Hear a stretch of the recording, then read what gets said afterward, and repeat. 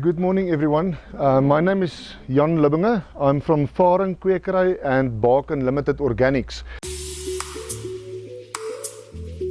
Refresh your garden with the Bark Unlimited range of top quality organic products. Bark Unlimited Organics. Refresh nature. I just want to give you a bit of background on where I come from. I started my my business. I registered my company in 1984, in April 1984. So we've been going for around about 36 years now. And the name Farm Kwekery comes from the initial nursery which I started growing ferns to about that size and then selling them to the pot plant industry. Later on we decided to expand and we bought a little farm and we started growing all sorts of other plants, and because of the plants needing to be planted in bigger containers, we started manufacturing our own compost. Now, making compost was never a foreign concept to me. Since I can remember, my father had a compost heap in the backyard, so we were taught from childhood how to actually make compost and how to recycle all your garden waste and all the kitchen scraps and newspaper and all of that.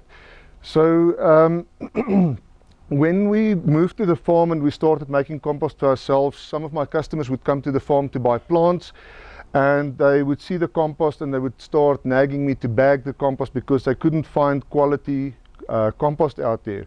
And at first I wouldn't do that because it wasn't my core business. But like you all know, we all need more money always. You know, it's never enough.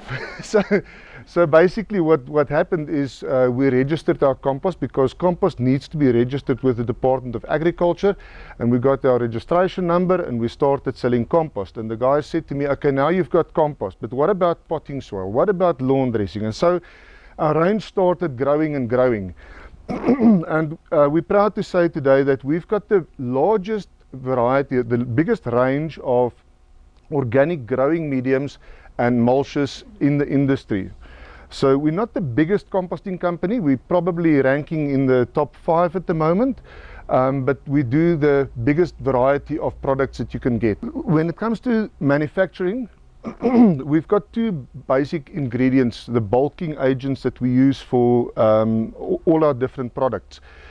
And the one is pine sawdust, which we collect from sawmills in the Eastern Transvaal. So we've got huge trucks on the road, the biggest trucks in the composting industry, and we collect the sawdust, and we also collect pine bark. So sawdust and pine bark are the 2 main ingredients.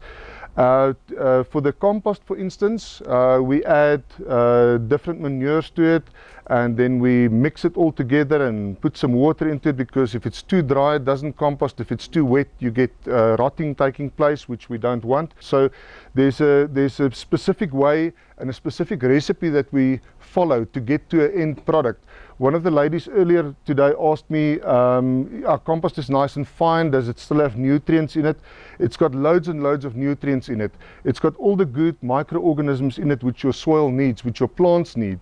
A lot of people would ask me, is it possible for a plant to absorb the compost, to take in the compost? And the answer is no. Plants can't take up compost, but the compost creates environment for all the microorganisms to live in your soil. The microorganisms breaks down the nutrients which is already in the soil and which is in the compost and also in the fertilizer that you might apply. And it's only available to the plant after the microorganisms has broken it down. So it's vital that we create the right environment for the microorganisms to live in order for the nutrients to be available to the plant.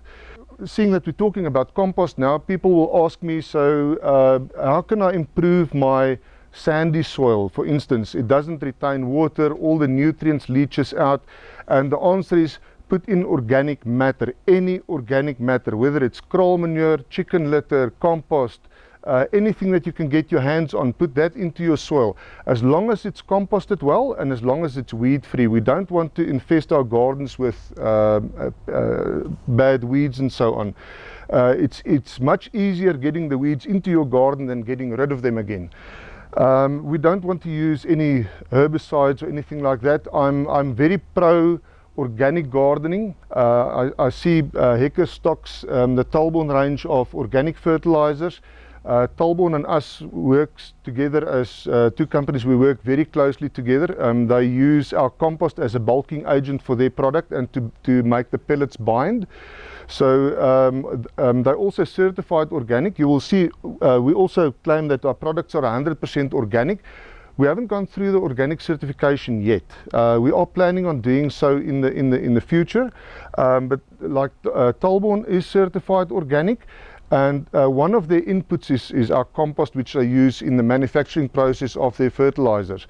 So if they get the certification, you can be sure that we will be getting our certification as well, because all our inputs are of organic nature, and we don't use any chemicals in the composting process.